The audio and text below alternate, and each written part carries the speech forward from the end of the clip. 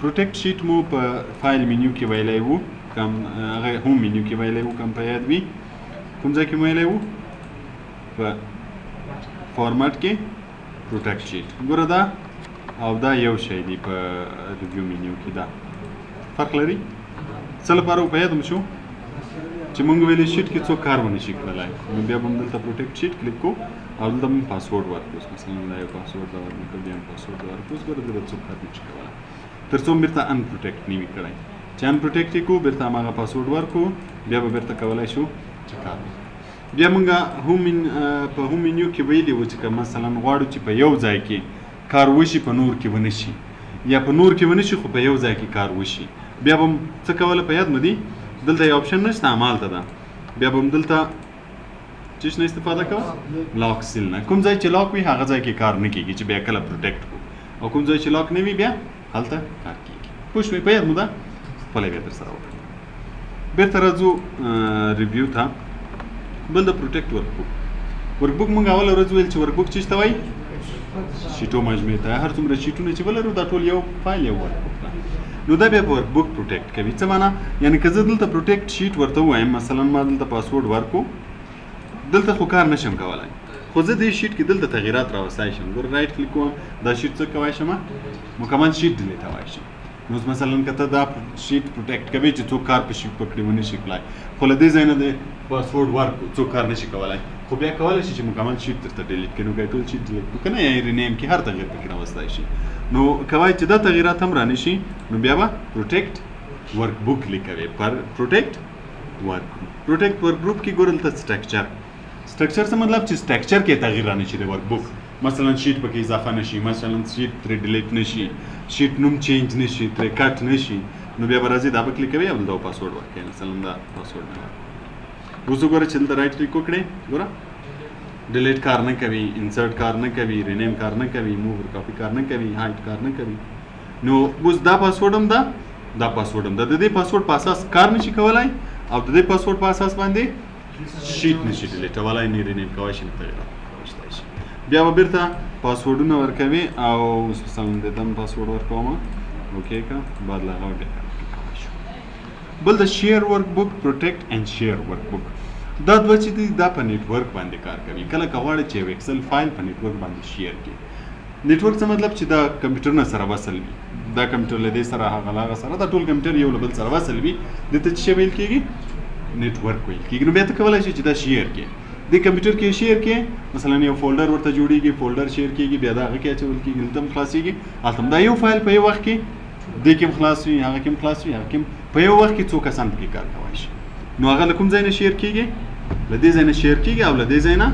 پروټیکټ کېږي چې بیا هر څوک پکې کار ونه شي کولی نو دا چې کله کمپیوټر نیټورک جوړ وي بیا استفاده ترې کولی شو چې نه وي بیا کار وکړي دا د انټرنیټ لپاره نه ده نیټورک لپاره ده چې دغه کمپیوټر نه وصلي اوس مثلا یو فایل ده د یو میاشت راپور د متي غلام کار پکې کوي خالد جان هم پکې کار کوي د یو بخش جوړوي د بل بخش جوړوي نو شیر کوي د خپل بخش کې کار کوي خپل بخش کې کله چې سیف کوي اپډیټوي هغه معلومات دواړه بیرته په هغه دغه فکر موجود وي کوم ځای کې چې اصل شیر وي همالته سټوري کې پکې معلومات دي نو د هغه وخت استفاده کیږي بل د allow user to edit range allow user to edit range څه مطلب که غواړې چې بعضې ځایونه لکه ګوره موږ هلته پروټیکټ شیټ کې مو ویلې وه بعضې ځایونه ته انتخاب کړي چې دغه ځای کې د یو څوک کار کولی شي مثلا دغه ځای زه انتخابومه چې دلته د یو څوک کار کولی شي مثلا یو بل ځای انتخابوي چې ته وایي نور کې د کار نشي کولی خو دغه ځای کې دی کار کولی شي نو دا خو موږ مخکې هم وویلې چې له دې ځای نه یې کولی شو که نه چې کوم ځایونه لاک وي هغه پاسورډ اخلي چې لاک نه وي خو دا اپشن هم هماسې کار کوي خو لږ تفاوت لري دا به کلیک کوئ دلته ګوره نیو رینج ته به یو نوم ورکوي مثلا زه دا ټیبل جوړوم دې ټیبل ته فرض مثال د جنوري د میاشتې راپور ده نو ما د جنوري نوم ورکړو که دې سلیکټ کړی نه وي له دې ځای نه به یې سلیکټ کړې دې ځای نه یې کلیک کوئ سلیکټ یې مثلا زه دا ټیبل بیرته مې کلیک کوو دلته پاسورډ ورکوي مثلا ما پاسورډ ورکړو 1 اوکې یا مې ورکړو 1 ګوره دا یو رینج د جنوري د میاشتې په نوم راغی اپلای مې کړو اوکې اوس ګوره دلته چې کار کوي هلته هم کار کېږي چې هلته کار کوي هلته هم کار کېږي یعنې تر اوسه هیڅ تغییرات نه دي راغلي بعد له هغه راځو بیا موږ څه شی کلیک کوو پروټیکټ شیټ اول هلته رینج جوړو بیا له دې ځای نه پروټیکټ کوو ګوره دلته په دې ځای کې هم موږ بیرته پروټیکټ شیټ لرو چې کلیک یې کړي تر څو بیرته څه شی راشي پروټیکټ شیټ راشي. یعنی د الاو یوزر ټو ایډیټ رینج لپاره پروټیکټ شیټ حتمی ده. لدې ځای نه به اول رینج انتخابوي چې کله د رینج انتخاب په نوم دې ورکو بیا وروسته له هغه نه به بیرته شیټ پروټیکټ کوي. اوس ګوره زه شیټ ته هم پاسورډ ورکوم. اوس ګوره دې ځای کې کار نشي کولی، خو دلته چې کار کوي راسن چې درنه غواړي پاسورډ. کوم پاسورډ درنه غواړي چې دلته تا ورکړی وو الاو ایډیټ رینجز کې. اوس ګوره دلته چې کار کوي پاسورډ غواړي چې هماغه پاسورډ دې ورکو بعد له هغه بیا په دې ځای کې کار کولی شي. خو له دې چې ووځي بیا نشي کولی تر څو دې بیرته انپروټیکټ کړی نه وي. اوس ګوره زه بیا انپروټیکټ کوم، دا وارې دغه منتخب سلیکټوم، دې ته مې یو نوم ورکوم انتخاب الاو ایډیټ یوزر رینج. ګوره یو رینج خو دا وو، دا نیو بل رینج جوړوم، مثلا دې ته نوم ورکوم چې فبروري. که سلیکټ نه وي له دې ځای نه به یې سلیکټوي کلیک، دې ته مې یو پاسورډ ورکوم، هر پاسورډ چې مثلي وي پاسورډ مې ورکو. ګوره څو رینجه اوس لرو؟ 2 رینجه لرو، خو پروټیکټ شیټ حتمی ده چې کله د رینج جوړ کړو د هغه نه وروسته به شیټ پروټیکټ کوي. ګوره پروټیکټ شیټ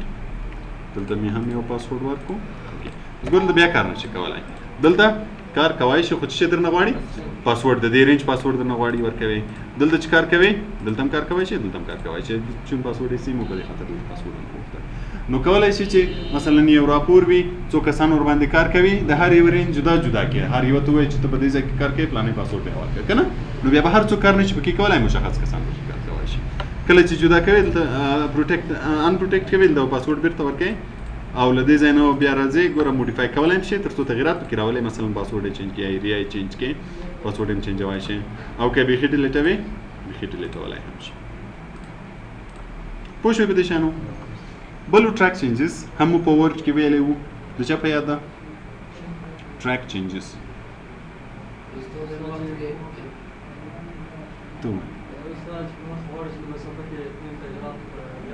یو څوک تغییرات راولي موږ ته معلوم شي نو بیا ټریک چینجز نه استفاده کوو. نو په ورډ کې موږ که په یاد موږ ویلې چې که مثلا یو کس یو راپور جوړوي خپل رئیس ته که نه، نو هغه ته یې ورکوي، هغه تغییرات پکې راولي، نو دی ټریک چینجز فعاله کوي تر څو هغه تغییرات ورته معلوم شي. رئیس چې دا ټریک چینجز فعاله کوي تر څو دې کس ته معلوم شي چې ما کوم ځای کې تغییرات راوستي دي. نو د هغه لپاره به بیا چې شی کلیک کوي هایلایټ چینجز. هایلایټ چینجز دلته به ټریک چینجز وایل ایډیټینګ دا کلیک کوي. وین څه وخت؟ آل مطلب هر وخت. هو کوم یوزر؟ دلته کمپیوټر کې موږ مختلف یوزرونه لرو، لکه هغه کمپیوټر چې تاسو لوګین کوئ 2 یوزر راځي. کوم یوزر؟ ایوری ون کوي ټول یوزرونه. ویر چیرې مطلب که ټول شیټ کوي چې انتخاب نه کوي ټول شیټ راځي، او که ځای انتخابي هم کولای شي چې مثلا صرف دغه ځای کې که تغییرات راتله موږ ته معلوم شي نورو کې نشي. خو زه فعلا نه کوم تر څو ټول راشي. اوکې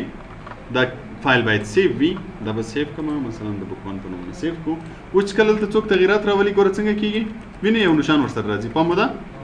وینې دلته یو نشان ورسره راځي چې کرسر ورباندې کېږدئ نو بیا دلته کمنټ غوندې راځي چې په دې کې تغییرات راغلي دي، چې پکې لیکل شوی ده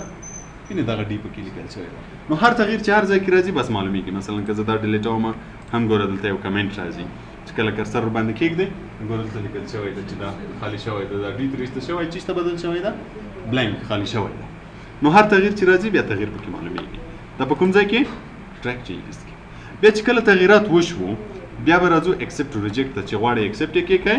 ریجیکټ کې. فایل سیو ایز ورته هم خو سیو یې کړه. اوس به ګورئ راشي چې تر اوسه پورې چک شوی نه ده، چک یې کړه. ګوره دلته اکسپټ ریجیکټ موږ ته راځي چې دغه تغییر راغلی ده، مثلا دلته دا شی لیکل شوی ده، ستا قبول ده که نه ده قبول، ولیکل شي که ونه لیکل شي. که موږ وایو چې دا تغییر دلته پاتې شي نو بیا اکسپټ، او که وایو چې نه دي پاتې کېږي ریجیکټ. اکسپټ آل ټول تغییرات دې قبول وي، ریجیکټ آل ټول تغییرات دې له منځه لاړ شي. هماغه د ورډ غوندې ده، فرق نه لري. زه ورته وایم ریجیکټ اوکې که نو تغییرات به ټول له منځه لاړ شي. پوه شوئ؟ دې ته وایي ټریک چینجز. زده مو شو دا ریویو مینو کې خو اوس مشکل نه لري. راځو ویو ته. ویو څه معنا؟ ویو کتل یا ښکاره کېدل که نه. دلته بیا چې صفحه څه رقم ښکاره شي لکه ورډ کې چې و. اوس ګوره دغه چې د ورک بک ویوز ده، موږ ویلې چې ایکسل فایل ته ورک بک وایي که نه. ورک بک څه رقم ښکاره شي؟ فعلا نورمال، دغه چې د نورمال حالت دی ده. دلته کولی شي چې ته پیج بریک پریویو کلیک کړې. پیج بریک پریویو چې څومره تا کار کړی هغومره درته شیټ ښیي، او دا درته ښیي چې فعلا تا څو څپو کې کار کړی. اوس ګوره موږ څو څپو کې کار کړی؟ 2. ګوره پیج 1 له دې ځای نه ته دې ځای، او دلته وینې لږ پیج 2 ده. ته بیا دلته بیا کولی دا ده چې ته کولی شي صفحې تعین کړي چې مثلا زما اوله صفحه دې ته دې ځای پورې راشي. ګوره دغه لاین یې راکش کړه، زما اوله صفحه دې ته کوم ځای راشي؟ ته دې ځای دغه په یوه صفحه کې پرنټ شي دا یا دا مکمل دغه ټیبل دا دې په دې صفحه کې پرنټ شي دا دې په دې صفحه کې پرنټ شي بیرته چې نورمال کلیک ګوره خط بدل ته راغلی چې کله یې پرنټ دا به یوه صفحه کې وي دا به بله صفحه کې وي نو پیج بریک پریویو چې دا د کار په اندازه تا ته شیټ درکوي چې هر څومره هم کار کړی وي مثلا ما دومره کار کړی اوس یې کلیک کړم اوس ګورم ته دې ځای راوکړو پوه شوئ او پیج لیاوټ بیا هره صفحه داسې جدا جدا ښکاره کوي ګوره دا یوه صفحه شوه دا بله صفحه شوه او بله صفحه شوه یعنې هره صفحه جدا جدا ښکاره کوي کسټم ویو خپل په خوا کې جوړوي کسټم ویو فعلا پرېږدو سبا ته نورمال به بیرته نورمال کړي او دا شیان خو درته معلوم دی ګریډ لاینز ښکاره شي که نه شي ښکاره هیډینګ ښکاره شي فورمولا بار ښکاره شي زوم هم درته معلوم ده 2% زوم شي او 100% نورمال و که نه دا مینې 100% دلته که د کم زیات کړی وي مثلا دلته راسن هم درلوده که نه او 100% سلیکشن مطابق هم کوای شي یو ځای دې سلیکټ کړی وي سلیکشن زوم یې کوي ګوره چې کوم راځي سلیکټ وي هومره زوم کېږي او نورمال 100% ده همدومره به نن بس وي